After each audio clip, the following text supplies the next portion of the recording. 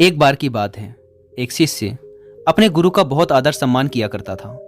गुरु भी अपने उस शिष्य से बहुत गहरा लगाव रखते थे, लेकिन वह शिष्य स्वभाव से बहुत ज़्यादा कामचोर और आलसी था। वह अपने अध्ययन के प्रति बहुत ज़्यादा लापरवाह था। वह अक्सर ही आज के कामों को कल पर टाल देता और किसी भी प्रकार की जिम्मेदारी से भागने की कोशिश करता। गुरु अपने शिष्य के इस आलसी स्वभाव को बढ़ता देख बहुत ज़्यादा चिंतित रहने लगे। वो चिंतित रहने लगे कि कहीं मेरा शिष्य अपने आलस्य की वजह से जीवन संघर्ष में पराजित ना हो जाए, क्योंकि गुरु जानते थे कि आलस्य में व्यक्ति को निकम्मा बनाने की पूरी सामर्थ्य होती है। ऐसा व्यक्ति बिना कर्म किए ही फल प्राप्त करने के बारे में सोचता है। वह जल्द निर्णय नहीं ले पाता और अगर ले भी लेता है तो उसे कार्यान्वित नहीं कर पाता। यहाँ तक कि ऐसा व्यक्ति अपने आसपास के माहौल व अपने वातावरण के प्रति भी सजग नहीं रहता और ना ही किस्मत से मिलने वाले मौकों का सही फायदा उठा पाता। गुरु ने मन ही मन अपने शिष्य के इस आलसी स्वभाव को खत्म करने की योजना बना ली। एक दिन गुरु ने एक चमकता हुआ सफेद पत्थर शिष्य के हाथों में देते हुए कहा, मैं यह जादुई पत्थर का टुकड़ा 2 दिन के लिए तुम्हें देकर जा रहा हूं। तुम जिस भी लोहे की वस्तु को इस पत्थर से स्पर्श करोगे वह सोने में परिवर्तित हो जाएगी। इन 2 दिनों में तुम जितना चाहो उतना सोना बना सकते हो, लेकिन याद रहे दूसरे दिन सूर्यास्त होने के पश्चात मैं यह जादुई पत्थर तुमसे वापस ले लूंगा। शिष्य इस अवसर को पाकर बहुत ज्यादा खुश हुआ, लेकिन आलसी होने के कारण उसने अपना पहला दिन यह कल्पना करते करते ही बिता दिया कि जब उसके पास बहुत सारा सोना होगा तब उसका जीवन कितना अच्छा होगा। वह कितना प्रसन्न, सुखी, समृद्ध और संतुष्ट रहेगा। उसके पास इतने नौकर चाकर होंगे कि उसे पानी पीने के लिए भी नहीं उठना पड़ेगा।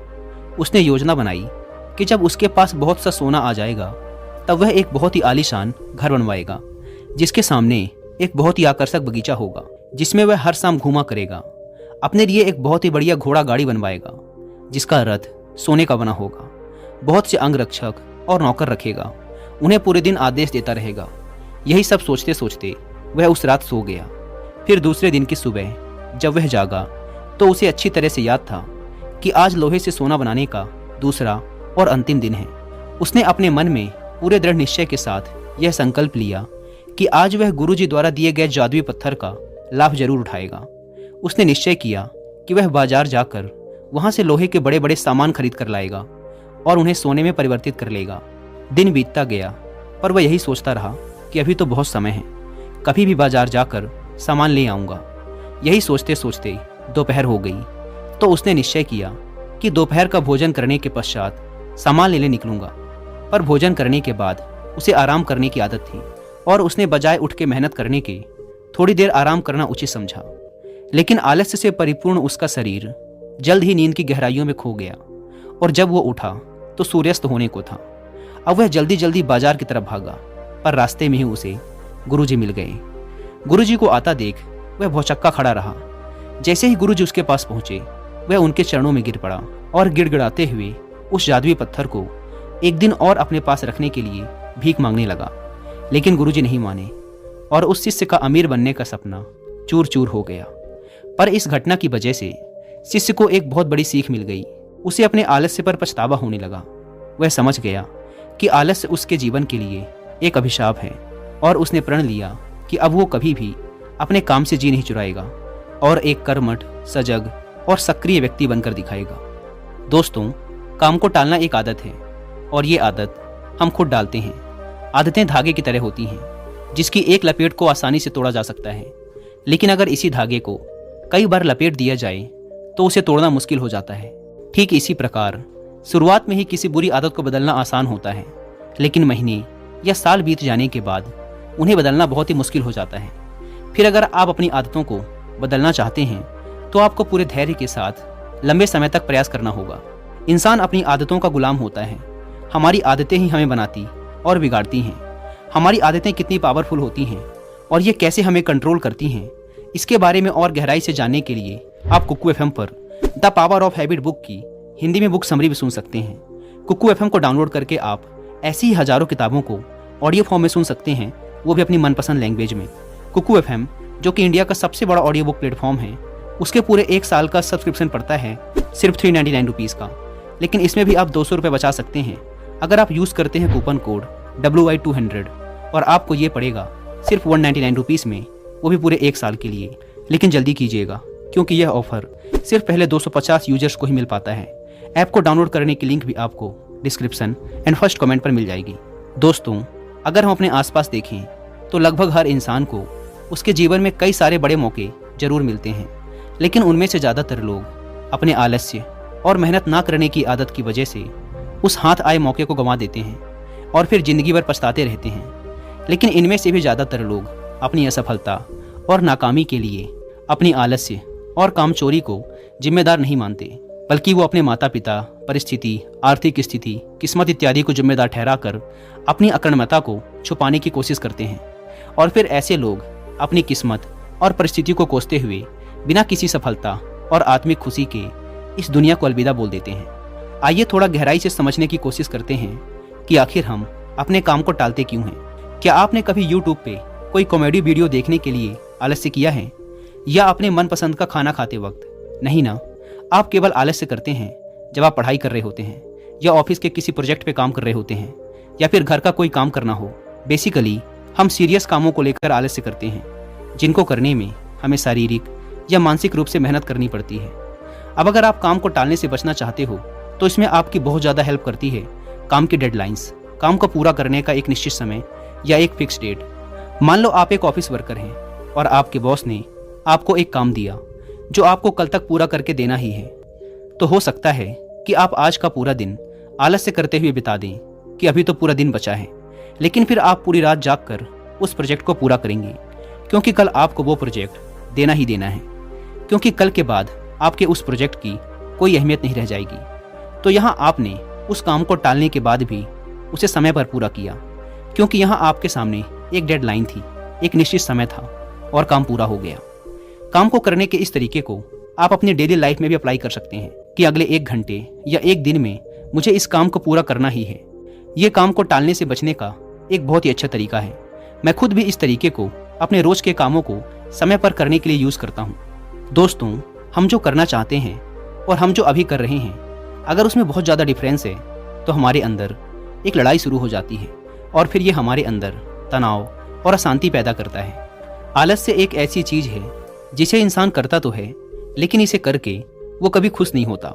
मान लो आज आपको कोई काम करना था, लेकिन आपके दोस्त आए और बोले, भाई चल घूमने चलते हैं, मज़े करते हैं, और आप उनके साथ घूमने निकल पड़ते हैं।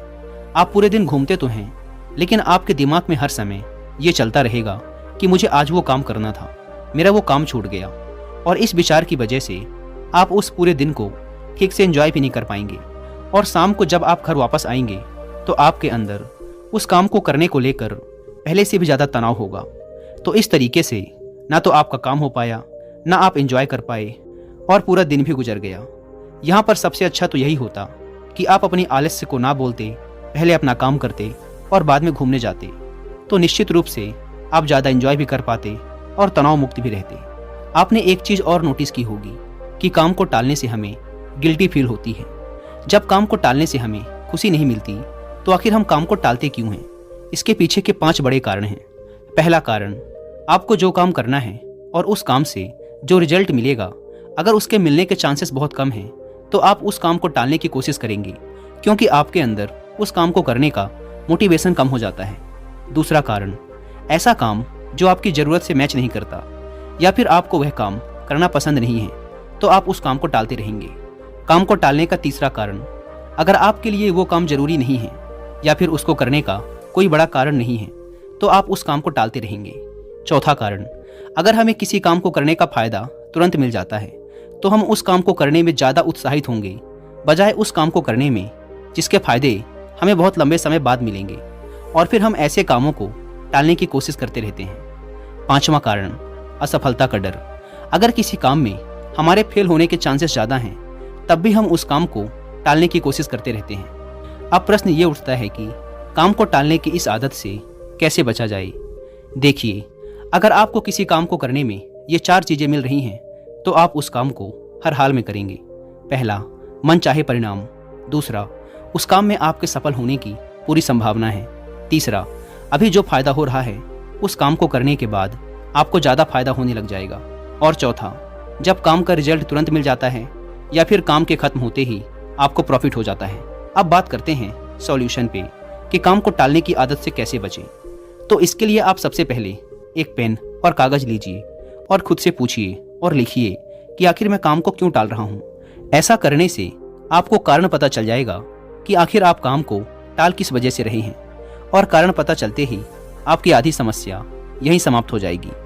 जैसे कि अगर आप एक ऑफिस वर्कर हैं और आप काम को इसलिए टाल रहे हैं क्योंकि आपके अंदर अपने काम को लेकर मोटिवेशन नहीं है, आप उसे पसंद नहीं करते, या फिर ये सोचते हैं कि मैं कौन सा इतना बड़ा काम कर रहा हूँ, कंपनी का काम तो मेरे काम के बिना भी चल ही रहा है।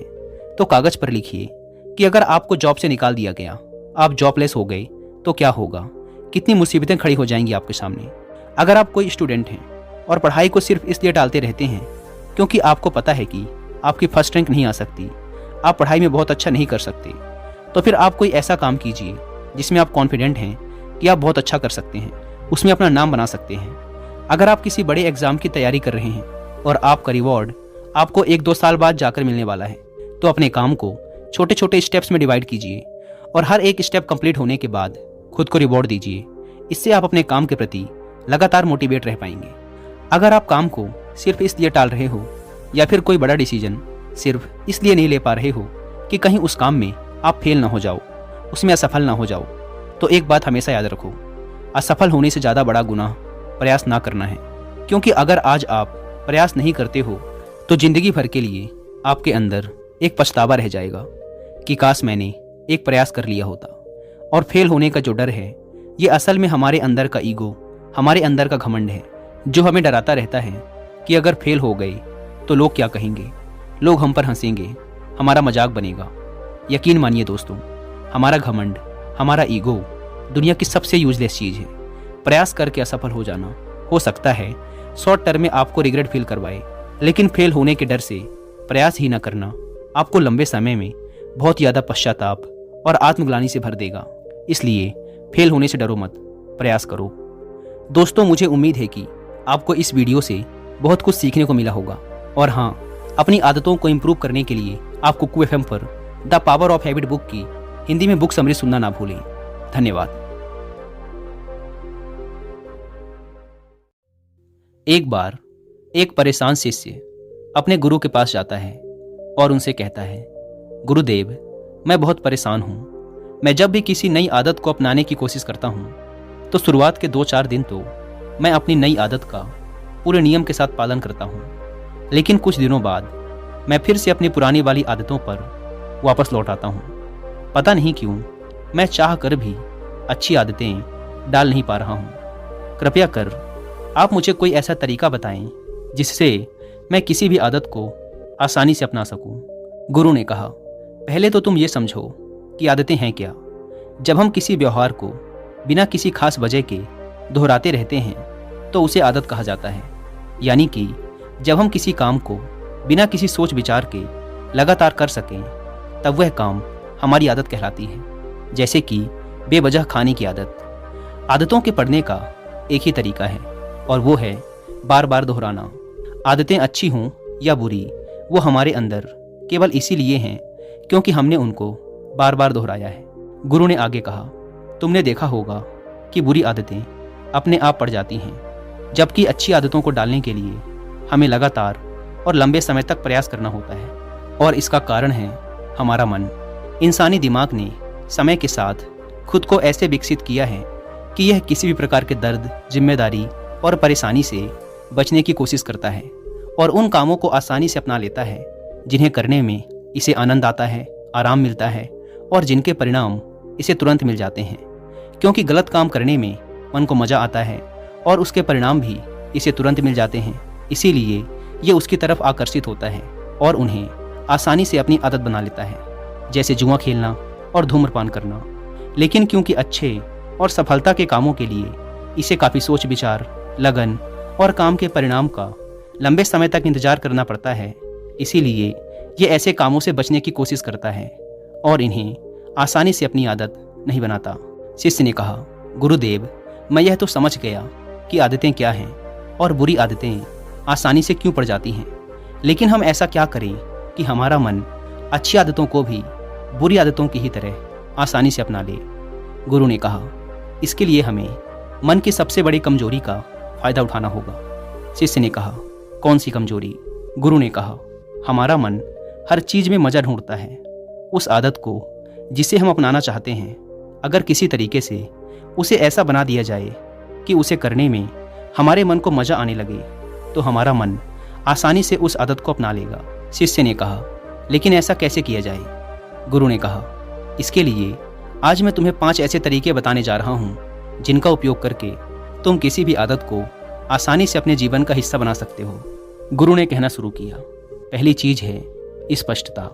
हम ज़्यादातर आदतों को सिर्फ इसलिए नहीं अपना पाते क्योंकि उन्हें कैसे अपनाना है इसको लेकर हमारे अंदर पूरी तरह से स्पष्टता नहीं होती। हमारे मन को वो रास्ता नहीं पता होता जिस पर चलकर उसे उस आदत को अपनाना है। जिस प्रकार गणित के प्रश्न हल करने वाले किसी छात्र को अगर अच्छी तरीके से ये समझ नहीं आता कि इस प्रश्न को हल करने का तरीका क्या है, तो उसे उस प्रश्न को हल करना बोझिल मालूम पड़ेगा और वो उन्हें करने से दूर भागेगा। लेकिन अगर उसी छात्र को ठीक से ये समझ आ जाए कि प्रश्न को हल करने का सही तरीका क्या है, तो उसे उन्हीं प्रश्नों को हल करने में मजा आने लगेगा। ठीक इसी प्रकार हमारे मन के साथ भी होता है। अगर उसे ये स्पष्ट हो जाए कि किसी आदत को अपनाने के लिए उसे क्या क्या करना है, तो फिर वो इसी प्रक्रिया में खुद के लिए मजा ढूंढने लगेगा। और मन को स्पष्टता देने का सबसे अच्छा तरीका है कि किसी भी आदत को अपनाने के लिए आपको जो कुछ भी करना पड़ेगा उसे स्पष्ट रूप से लिख लें। जैसे कि अगर आपको अपने मन को शांत रखने की आदत डालनी है, तो आप हर छोटी से छोटी चीज़ को स्पष्ट रूप से लिख लें। जैसे कि आप रोज़ सुबह 5 बजे उठेंगे, रोज़ 20 मिनट ध्यान करेंगे, ज़्यादा बोलने से बचेंगे, कुछ समय एकांत में गुजारेंगे, ऐसे लोगों से दूर रहेंगे जो आपके मन में अशांति उत्पन्न करते हैं। लिखने से वो रास्ता जिस पर मन को चलना है वो उसके लिए एकदम स्पष्ट हो जाता है। इसीलिए सबसे पहले अपने मन को वो स्पष्ट रास्ता दो जिस पर चलकर उसे किसी आदत को अपनाना है। गुरु ने कहा, दूसरी बात, वो कारण पता करो कि आखिर तुम इस आदत को क्यों अपनाना चाहते हो। कारण जितना बड़ा होगा, आदत उतनी ही जल्दी और आसानी से पड़ जाएगी। जैसे कि अगर कोई इंसान बहुत ही ज़्यादा बीमार है और वैद्य ने कह दिया कि तुम्हें रोज़ सुबह सूर्य उदय से पहले उठकर पैदल चलना होगा, वरना तुम्हारी हालत ठीक नहीं होगी और तुम्हारी मृत्यु भी हो सकती है, तो फिर वो इंसान चाहे कितना ही बड़ा आलसी क्यों ना हो, वो रोज़ सुबह सूर्य उदय से पहले उठने की आदत डाल ही लेगा, क्योंकि यहाँ कारण बहुत बड़ा है। बात उसकी जान तक आ चुकी है।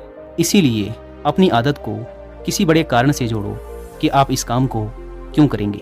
दोस्तों, अगर आप भी अपने वाय को नहीं ढूंढ पा रहे कि आखिर आप किसी काम को क्यों करना चाहते हैं, फाइनली आप इससे क्या हासिल करेंगे, तो आपके स्ट्रॉन्ग वाय को ढूंढने में आपकी मदद करेगी एक बुक जिसका नाम है फाइंड योर वाय।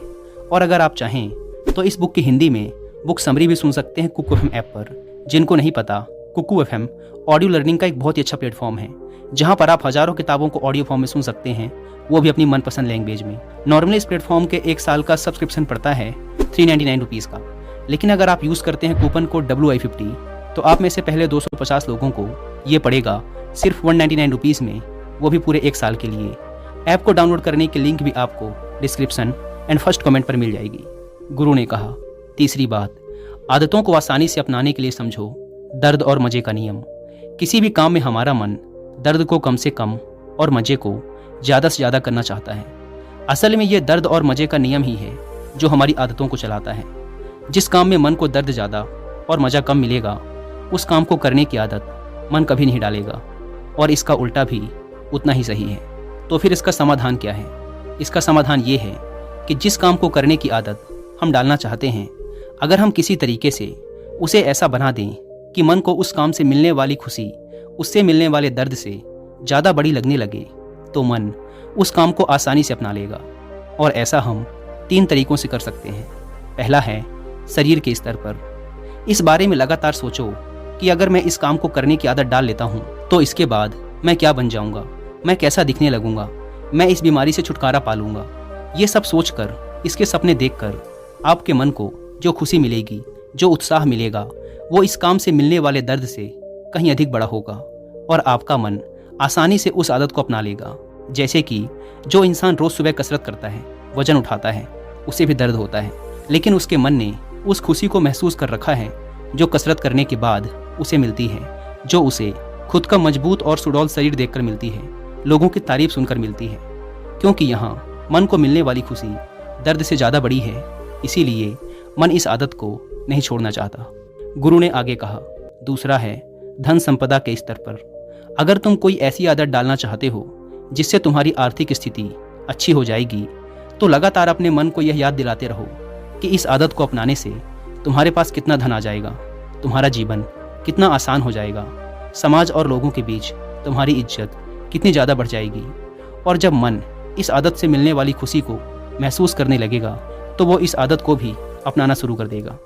तीसरा, मन के स्तर पर। अगर तुम कोई ऐसी आदत अपनाना चाहते हो जिससे तुम्हारे जीवन में शांति और स्थिरता आए, जैसे कि योग, ध्यान इत्यादि, तब भी तुम लगातार मन को याद दिलाओ कि इस आदत को अपना लेने से तुम कितने शांत और खुश महसूस करोगे। तुम तनाव, चिंता और ज़्यादा सोचने जैसी समस्याओं से छुटकारा पालोगे। तुम्हारा व्यक्तित्व कितना निखर जाएगा और तुम कितने प्रभावी और गंभीर व्यक्ति प्रतीत होगे। अगर साधारण शब्दों में कहें तो जिस भी आदत को डालना है उससे मिलने वाले परिणामों के बारे में सोचना शुरू कर दो। गुरु ने आगे कहा, चौथी बात, ज़्यादातर लोग नई आदतों को सिर्फ इसलिए नहीं अपना पाते क्योंकि वे शुरुआत में ही बड़े बड़े लक्ष्य निर्धारित कर लेते हैं। जैसे कि अगर किसी बुरी आदत को वो पिछले 10 साल से दोहराते आ रहे हैं तो वो उसे अगले कुछ दिनों में ही पूरी तरह से छोड़ने की कोशिश करते हैं, जो कि ज़्यादातर मौक़ों पर संभव नहीं है। इसीलिए किसी भी नई आदत को अपनाने के लिए छोटे छोटे कदम उठाएं, क्योंकि अगर तुमने अचानक से बड़े बड़े कदम उठाने शुरू कर दिए तो तुम्हारे मन को उस काम से दर्द महसूस होना शुरू हो जाएगा, क्योंकि मन शुरुआत में ज़्यादा बड़े बदलावों के लिए तैयार नहीं होता। छोटे छोटे बदलाव करने से मन ज़्यादा दर्द भी महसूस नहीं करता और उसे यह सोचकर खुशी भी मिलती रहती है कि वो रोज़ कुछ न कुछ कर रहा है। इसीलिए किसी भी नई आदत को टुकड़ों में तोड़कर अपनाएं। जैसे कि अगर तुम हर रोज़ 1 घंटे किताब पढ़ने की आदत डालना चाहते हो तो शुरुआत 1 पन्ने से करो और हर रोज़ एक नया पन्ना बढ़ाते चले जाओ। महीने भर बाद तुम 1 घंटे से ज़्यादा किताब भी पढ़ रहे होगे और इस आदत को अपनाने में तुम्हें ज़्यादा परेशानी भी नहीं हुई होगी। गुरु ने कहा, पांचवी बात, आसपास का माहौल। हमारी ज़्यादातर आदतें वही होती हैं जो हमारे आसपास के लोगों की होती हैं। कोई भी इंसान आंतरिक रूप से सबसे ज़्यादा अपने आसपास के माहौल और लोगों से ही प्रभावित होता है। इसीलिए तुम जो भी आदत अपनाना चाहते हो तो ऐसे लोगों के साथ समय बिताना शुरू कर दो जिनके अंदर वो आदतें पहले से ही हैं।